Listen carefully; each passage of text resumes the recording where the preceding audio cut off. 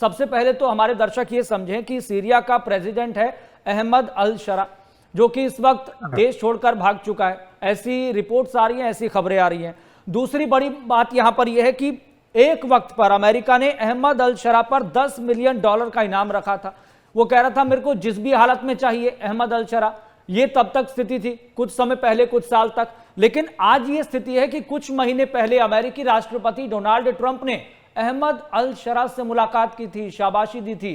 Sir, ये fact क्या है? फिर इसका हम क्या समझें? और ऊपर से इजराइल और अमेरिका की दोस्ती प्यार किसी से छिपा नहीं है, फिर वही इजराइल सीरिया पर अटैक कर देता है।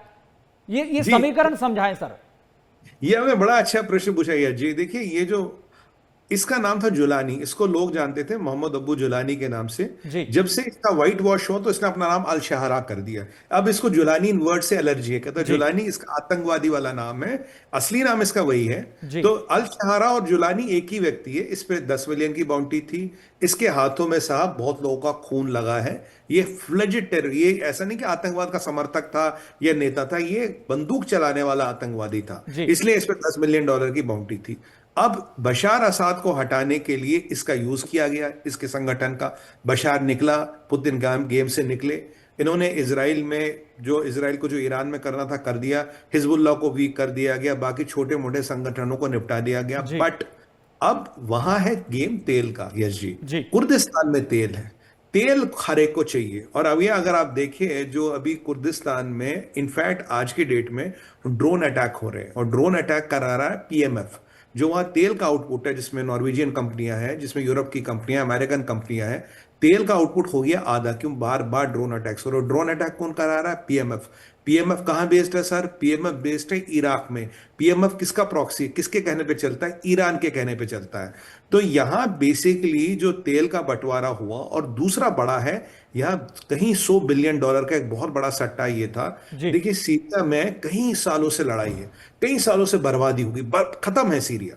अब ये माना गया कि जुलानी के आते ही सीरिया को बनाना पड़ेगा। यहां अमेरिकन हो या फ्रेंच हो या सऊदी हो, हर एक की नजर है कहीं multi billion dollar, 100 200 300 multi billion dollar ठेकों पे सीरिया को फिर बनाने का। देखिए, वर्ल्ड बैंक पैसा दे देगा, एडीबी पैसा दे देगा, आईएमएफ पैसा दे देगा, पैसा तो कहीं ना कहीं से आ जाएगा। पर ये जो मोटे मोटे ठेके हैं, ये किसके हाथ आएंगे? तो एक ऐसी इमेज बनाएंगे जी, जुलानी के अंदर सीरिया बड़ा शांत हो गया, सीरिया बड़ा सटल हो गया, अब सीरिया में कोई दिक्कत नहीं। पर ये इसराइलियों को सूट नहीं करता, जी इसराइल के ना राष्ट्रपति को, ना ही इसराइल के प्रधानमंत्री को, और ना ही डिफेंस मिनिस्टर को। और आपको एक और बात बताऊं, एक इसराइल और सीरिया के बीच में एक एग्रीमेंट था। जब ये लड़ाई चल रही थी, इसराइल ने ऑलरेडी बहुत अच्छी चाल चली। एक बफर जोन था इनके बीच, इसराइल ने वो बफर जोन ऑक्यूपाई कर लिया, जी जिसपे अबू जुलानी को तकलीफ थी कि आप यहां क्यों आए, और इसराइल का तोपखाना वहां बैठा है। और अभी की परिस्थिति यह है यस जी, इसराइल का तोपखाना या इसराइल के सिपाही मात्र 15 मील दूर है दमस्कस से। जी क्योंकि ये अगर इसराइल इसको ऑक्यूपाई नहीं करता, अगर कल को ये सीरिया ऑक्यूपाई करता, तो इनकी गोलान हाइट्स की सुरक्षा को लेकर बहुत बड़ी सेंध लग जाती। तो उसको पहले बेंजामिन नेतन्याहू ने मिटिगेट कर दिया। तो जुलानी और नेतन्याहू की शुरू से कुछ न कुछ लगती थी। और जो कल इन्होंने हमला किया, 36 का जो आंकड़ा था कह सकते हैं। हाँ, जो इनका जो जो इन्होंने हमला किया है, देखिए अगर हमला करना था तो वो जाके वहां करते ना, स्वेदा में जहां ये लफड़ा चल रहा था। इसराइल ने हमला क्या किया? इसराइल ने हमला किया दमस्कस के मिलिट्री हेडक्वार्टर में। क्यों जी किया? और ये मिलिट्री हेडक्वार्टर जुलानी के पैलेस या उसका जी ऑफिशियल पैलेस उसके बिल्कुल साथ है। ऐसा माना जाता हमला इतना किया कि जुलानी के घर के शीशे टूट गए, ताकि ये सीरिया को बताना था कि कोई स्टेबिलिटी नहीं आई। जुलानी के आने के बाद तुम्हारे पास कोई एयर डिफेंस नहीं, इसराइल अब भी यहां का बादशाह, जब चाहे जो कर सकता है। और ये कहीं ना कहीं अमेरिका को भी और हर एक को मैसेज दिया, अगर तुम्हें लगता है यहाँ सब कुछ ठीक हो गया, नहीं, जी या सब कुछ तब ठीक होगा जब इसराइल कहेगा ठीक हो गया, तब तक नहीं होगा। क्योंकि मतलब लाठी और तलवार यहां मेरी चलती है। आप मतलब हिंदी में कहें तो मतलब सरल भाषा में यही है। तो मतलब ये कह सकते हैं सुमित जी कि जो असल में ये जो बहाना बनाया जा रहा है कि ड्रूज समुदाय को बचाना है, ये तो केवल बहाना है। असली मकसद तो अपना डोमिनेंस क्रिएट करना है, वर्चस्व दिखाना है मिडिल ईस्ट में।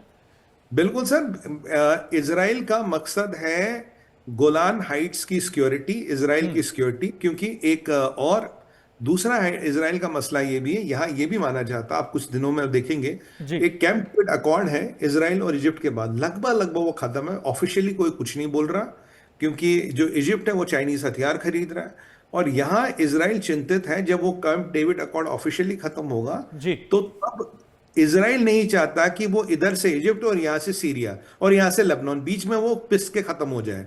तो इसराइल इसलिए सीरिया वाला मसला अपना ऑलरेडी मिटिगेट करा, उसको काफी हद तक कंट्रोल करने की कोशिश करा। और आपको ये भी बता दूं, पीछे जब जुलानी ने एक महीना भर पहले कुछ मिसाइलें चले, कुछ रॉकेट चले थे सीरिया से इसराइल की तरफ, उनको इंटरसेप्ट कर दिया गया था।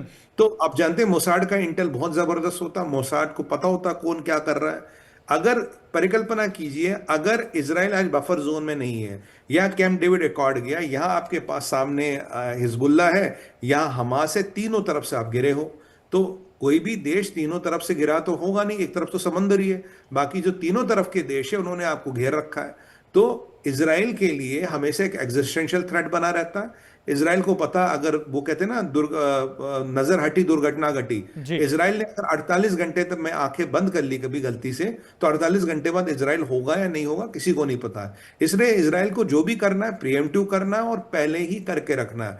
वो अपने विकल्प खुले छोड़ता ही नहीं, जितने हो सके उनको बंद करते चलता। जी।